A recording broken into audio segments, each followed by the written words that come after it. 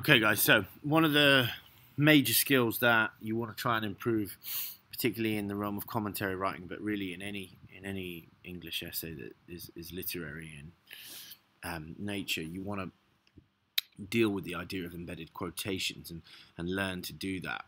Now, what we're trying to do here are two things. Avoid what we would call the quote dump. Now, what we mean by this is explained really well in this video on YouTube, which I don't want to sort of record here now, but I would recommend that you copy and paste this link into your YouTube browser and look at the explanations of what the quote dump is and what you need to do to avoid it. The second thing that you want to try and do is avoid using long quotations in the first place. So this advice is all well and good, but how do you actually go about doing these things? So the quote dump is here. We're going to use some examples from Blessing, the poem that we studied previously in the year, to show you how to try and embed quotations more smoothly.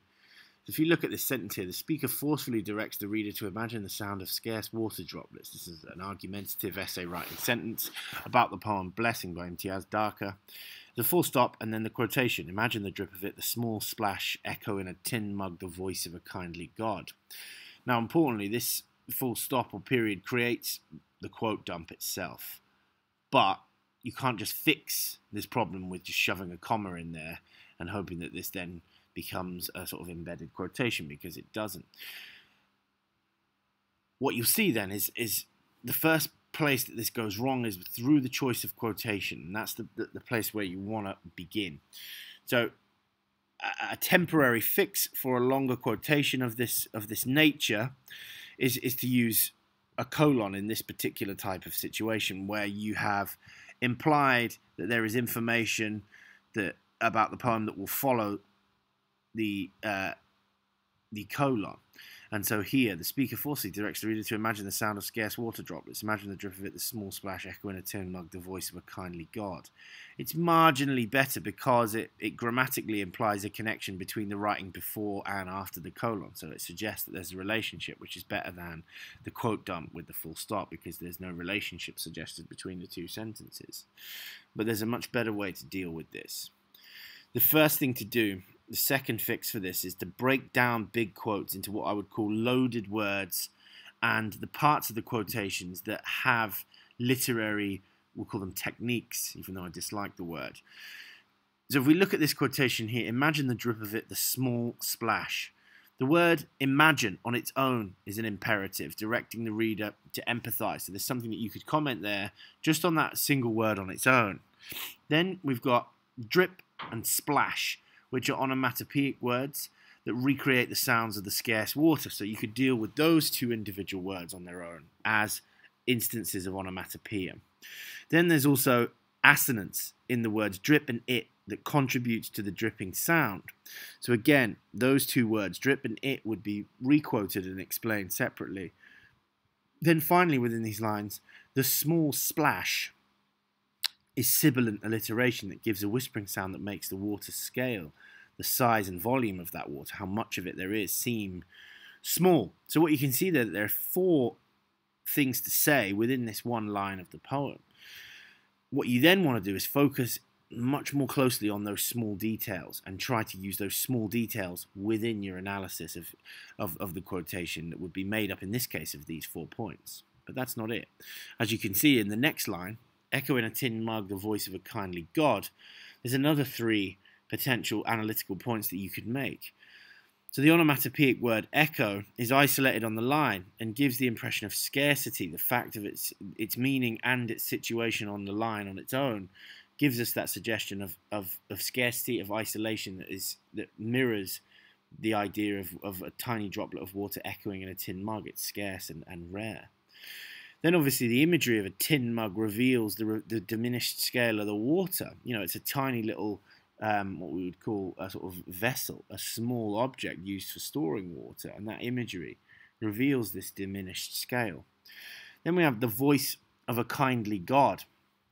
Within that metaphor, just, comparing the flow of water to the voice of a God, that metaphor gives us the sense of the sufferer's belief in their protection, that the arrival of the water means that they're being blessed and protected by a God.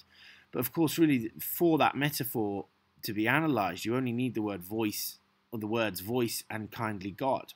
The grammatical words, the and of are, the articles, and the word of aren't necessary to quote in this particular piece of analysis. So identifying within quotations the words that are responsible for creating the literary techniques and the individual words that have multiple meanings, that's what we mean by loaded words, are the ones that you want to include in you want to embed in your own analysis. So really you make your paragraph a series of points like these, with these tiny little quotations woven into those series of analytical points. Step 2 then, when you've got a smaller quotation, you've identified the loaded words, the techniques within a longer quotation, you need what's called an introducing phrase or an orienter and a shorter quotation. So here you've got what's called a short orienting phrase, an orienter, which focused on how the writer presents material. This is the key thing to bear in mind when you're trying to embed quotations. If you begin your sentences with phrases, orienter phrases that are focused on the way that the writer does something, she or he presents material. So this phrase, for example, the way that the speaker orders the reader to imagine the drip of the small splash of water forces us into the position of the sufferers. Now you might have something like the fact that the character utters the words X, Y, Z, the way in which the writer describes how something, or asks the reader to imagine the drip of water. Those types of phrases that are focused on how the writer presents material. Those are useful oriented phrases to begin sentences in which you are more likely to successfully weave short quotations like this. Imagine the drip, the small splash. Those quotations are successfully embedded into that single sentence. The third way that you can fix this is with an assertion of your own with shorter quotes worked in. So you have effectively an argumentative statement with a short quote just at the end of it. It's still very similar. It's focused, again, actively on a subject of the poem. In grammatical terms, either the writer, a character in a story, a speaker in a poem, something inside the literary text as the subject of the story actively doing something.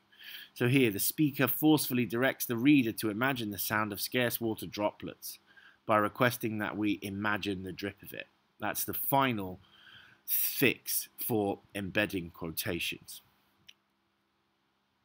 Now, what we have to try and bear in mind here is the grammar that will help you understand how to use orienting phrases. So if you look at this orienting phrase, it has the very simple grammatical requirements of a complete sentence. A subject, a verb, and an object. The speaker forcefully directs is the verb there, the reader to. You need all of those three elements, generally, in an orienting phrase, unless the embedded quotation that you want to use is one of these three things. Now, usually, what's called the subject of the sentence will be either the speaker, the writer, a character, something in the literary text that you're focusing on. And it will be a noun of some kind. A noun will be the subject of the sentence. Now, in grammatical terms, this is called a phrase with a noun head. It is a phrase with a noun as its main word, the way that the speaker is the noun at the head of that. It is the subject of the sentence. The speaker does something to an object.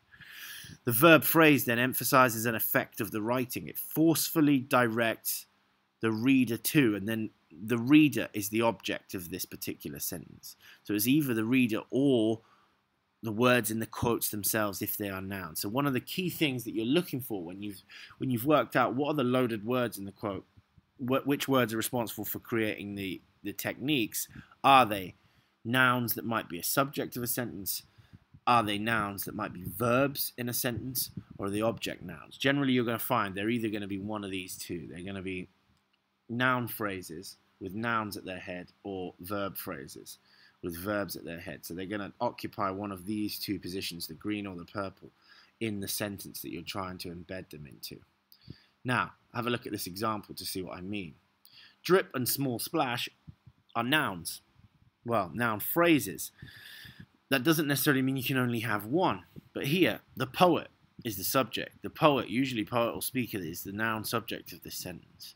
Uses onomatopoeic words to describe. That is the verb phrase. The poet uses onomatopoeic words, one verb phrase, to describe, second verb phrase, the drip and small splash of the droplets. So you know that if your embedded words are drip and small splash, they're going to occupy the object role in the sentence. They're going to be the object of the sentence. What you need to start your sentence with is the subject that is either the poet, the writer, the speaker, and then a verb phrase that emphasizes the effect of the writing.